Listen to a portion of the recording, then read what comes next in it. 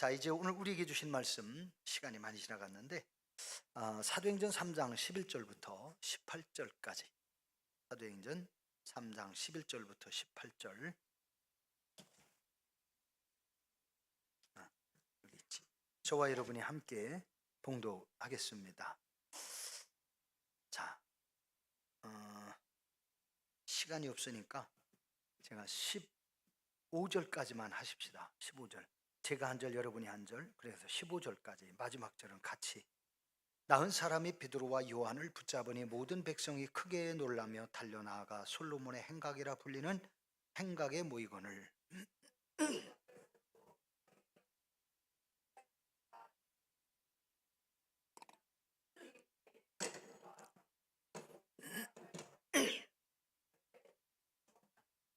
아브라함과 이삭과 야곱의 하나님 곧 우리 조상의 하나님이 그의 종 예수를 영화롭게 하셨느니라. 너희가 그를 넘겨주고 빌라도가 놓아주기로 결의한 것을 너희가 그 앞에서 거부하였으니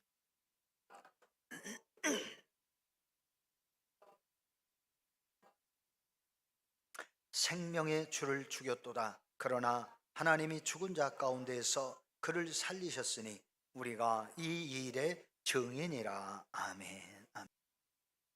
부활절은 우리 주 예수님께서 저와 여러분의 죄를 위하여 십자가에 못 박혀 돌아가신 후 죽음을 이기시고 3일 만에 부활하신 날을 기념하고 감사드리는 절기입니다. 그리스도인에게는 부활절이 성탄절 못지않게 기쁜 날입니다.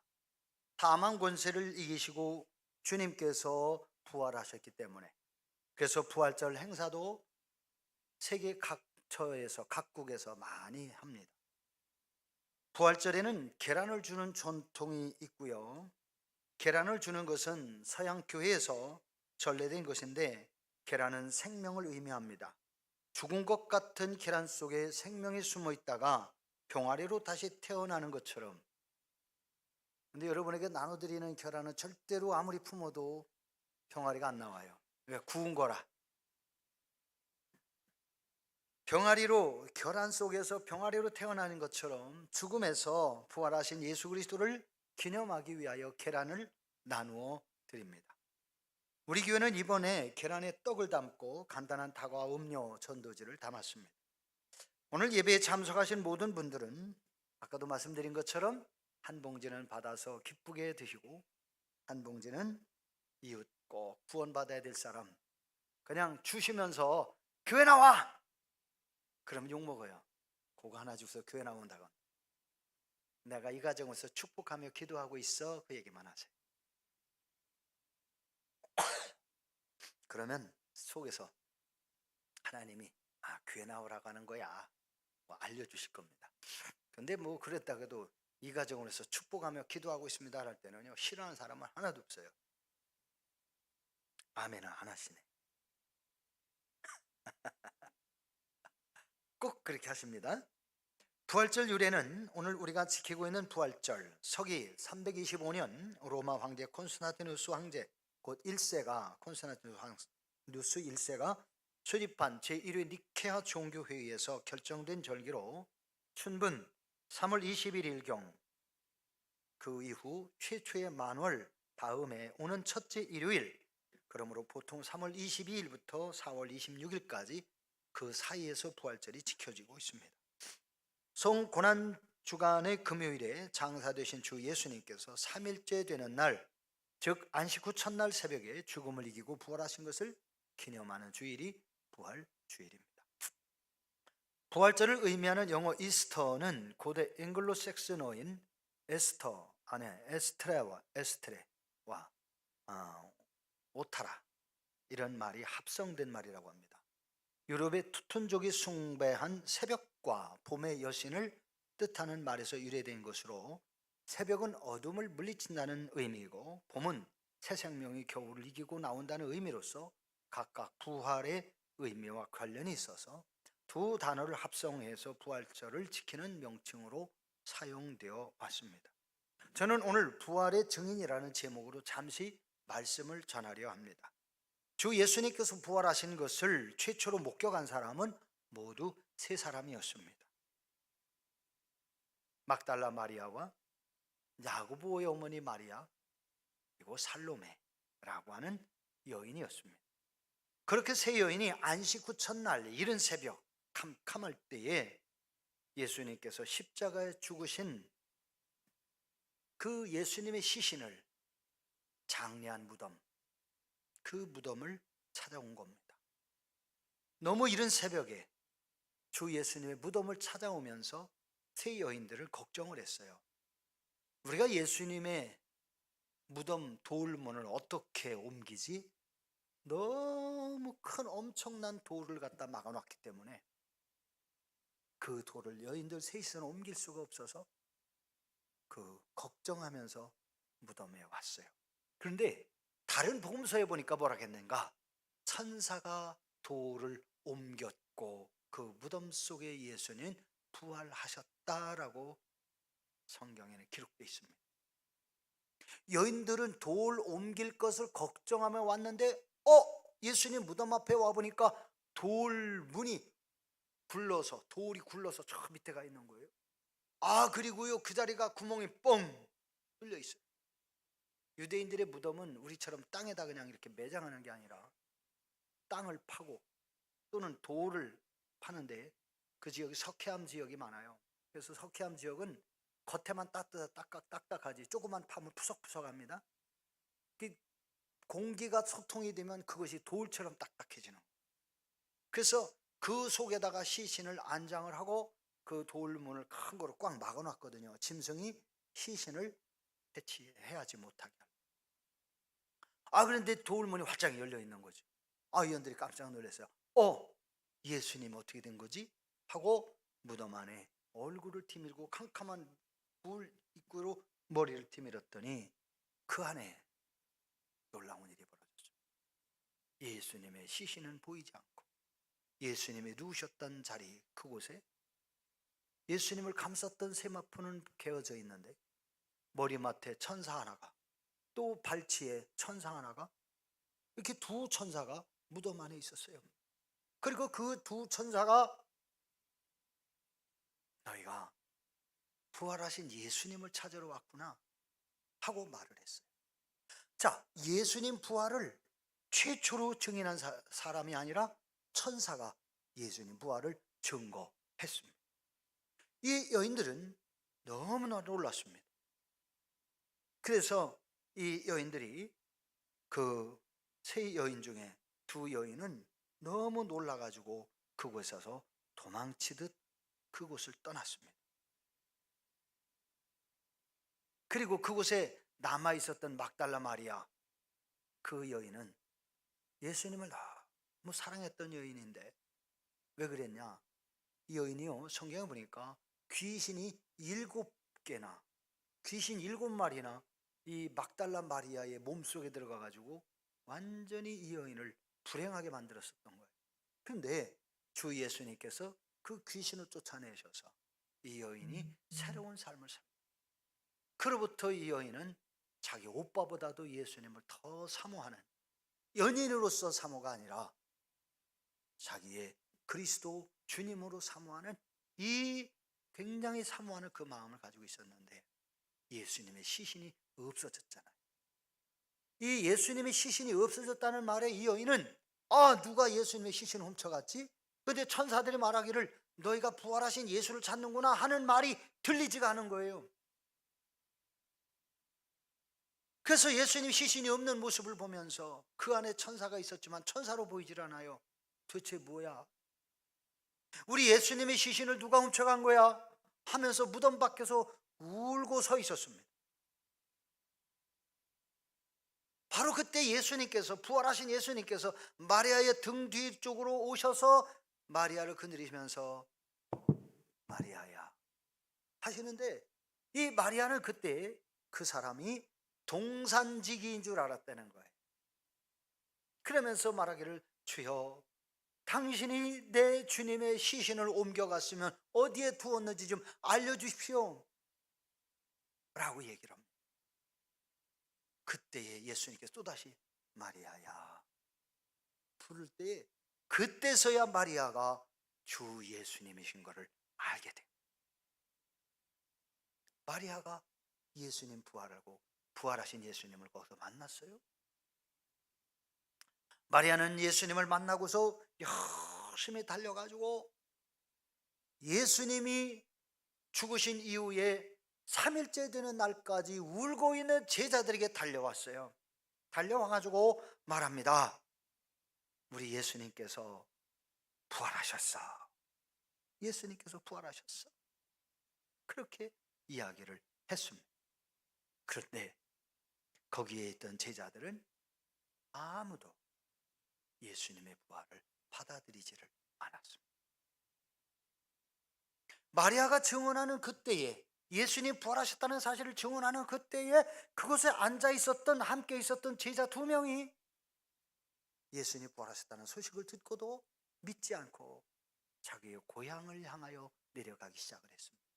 내려가다가 부활하신 예수님이 그들 뒤를 따라서 같이 와서 그들과 함께 엠마오라고 하는 그 거리, 예루살렘에서 무려 거의 한 3km 정도 되는 그 거리를 걸어가면서 예수님과 대화를 하는데,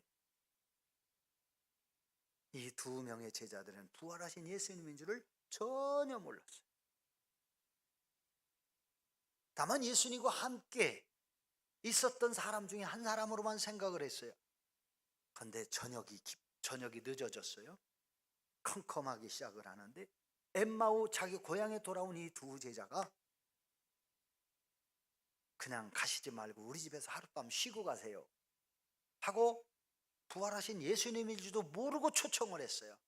그리고 그 집에 들어가서 저녁 식사하려고 식탁에 딱 놓여졌고, 그곳에서 부활하신 예수님이 축복 기도를 하시고 떼어서 나누어 줄 때에 제자들이 부활하신 예수님인 거를 그때서 깨달은 거예요.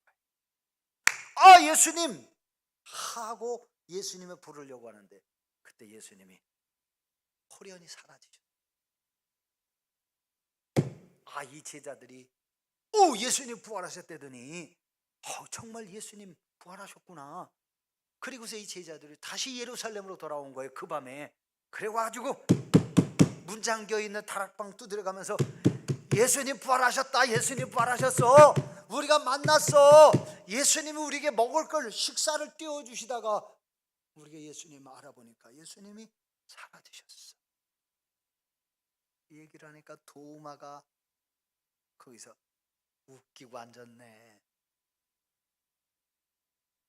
예수님 부활하셨다고 십자가에서 그렇게 처절하게 죽으신 예수, 군병들에게 처절하게 몸이 막 매를 채찍에 맞아가지고 다 칼갈이 찢어져가지고 피를 쏟고 죽은 예수님이 다른 사람을 옛날에는 살렸지만 당신이 어떻게 살아나? 나는 예수님의 몸을 만져보고 내 눈으로 확인하기 전까지는 나는 예수님 부활하셨다는 사실을 믿을 수가 없어 라고 하면서 도마는 거절했습니다. 그런데 오늘 우리가 봉독한 이 사도행전 말씀, 이 말씀이 과연 무슨 말씀일까? 오늘 말씀은 부활의 증인이라고 그랬습니다. 사도행전 3장에 있는 말씀은 예수님 부활하신 이후에 40일 동안 예수님의 부활을 직접 눈으로 보고 함께 먹고 마시고 함께 거닐기도 했던 베드로와 요한이 성령 충만을 받았고, 예수님은 이미 열흘 전에 하늘나라로 승천하신 뒤에 베드로와 요한이 예루살렘 성전으로 제9시 기도 시간에 기도하러 성전에 올라가다가 성전 미문이라는 곳에서 태어나면서부터 한 번도 걸어보지 못한, 무려 40여 년 동안 걸어보지도 못한 다리 장애를 가지고 있는 남자를 만났습니다. 이 장애우가 베드로와 요한이 성전에 올라가려 하는 모습을 보면서 한 푼 주세요라고 구걸을 하고 있었는데, 이 장애우가 하필이면 왜 성전 미문에 앉아가지고 구걸을 했을까요?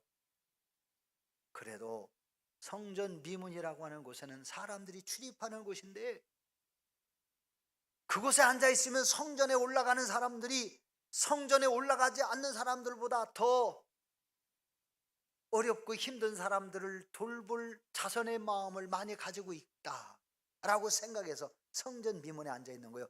제9시 기도 시간, 제3시 기도 시간, 제9시 기도 시간, 제6시 기도 시간, 이스라엘 백성들이 하루 3번씩 성전에 올라가며 기도하는데 그 시간을 아주 귀신같이 알아보고서 거기 와서 지금 구걸을 하는데, 성전에 올라간 사람들이요, 내가 성전에 올라가서 하나님 앞에 예배하고 기도하려고 하는데 내가 하나님 앞에 마음의 소원을 가지고 기도할 때에 성전 미문에 앉아서 어렵게 힘들게 살아가는 가난한 사람이, 장애를 가진 사람이 구걸할 때에 내가 그 어렵고 힘든 사람을 동정하고 자선하고 도와주면, 나도 하나님 앞에 올라갔을 때에 기도하면 하나님이 나를 불쌍히 여기서 또한 도와주시겠지, 응답 빨리 해주시겠지 하는 마음을 가지고 어려운 사람을 도와주는 그러한 일을 했을 거예요. 일반 사람보다 더 했을 거예요. 저도 과거에 그런 경험이 있거든요. 청년 시절에 지나가다 그냥 못 지나가고 꼭 가서 여유가 좀 있으면 그 시대에 80년대 그 시점에 초반에 지나가면서 형편이 되면 1,000원짜리 주고 안 되면 좀 작은 거라도 좀 주고 이렇게 하던 때가 기억이 납니다. 베드로와 요한이 성전 올라가다가 구걸하는 사람이 있으니까 주머니를 뒤졌는데 돈이 하나도 없는 거예요. 안식일이 아니니까 성전에 올라가서 그냥 기도만 하고 와도 되니까 성전세나 뭐 아무것도 가지고 올라가질 않았거든요. 주머니 드니까 아무것도 없는 거야. 그래서 어떡하지 하는데 그때 생각이 나는 거죠. 그래, 돈은 없지만 예수님의 이름으로 저 사람의 문제를 해결해 주자. 그래서 베드로와 요한이 눈이 마주쳤어요. 스파크가 일어났습니다. 그리고서는 이 장애를 가진 이 젊은 40여 세 된 사람을 만났어요. 쳐다봅니다. 우리를 보라. 그러니까 그 사람이 얼른 쳐다보는 거예요. 우리에게 은과 금은 없거니와. 그러니까 이 사람이 눈이 휘둥그레져 가지고 은과 금이 없다고 하면 돈을 얼마나 주려고. 그러나 내게 있는 것으로 네게 주노니 곧 나사렛 예수의 이름으로 일어나 걸어라 하고 그 손을 잡아 당겼는데 그 사람이 발과 발목에 힘을 얻고 일어나서 걷기도 하고 뛰기도 하면서 그 길로 그냥 성전으로 달려간 거예요. 그래서 성전에 가서 찬송을 하고 있는 거예요. 펄쩍펄쩍 뛰면서 찬송을 하는 거예요.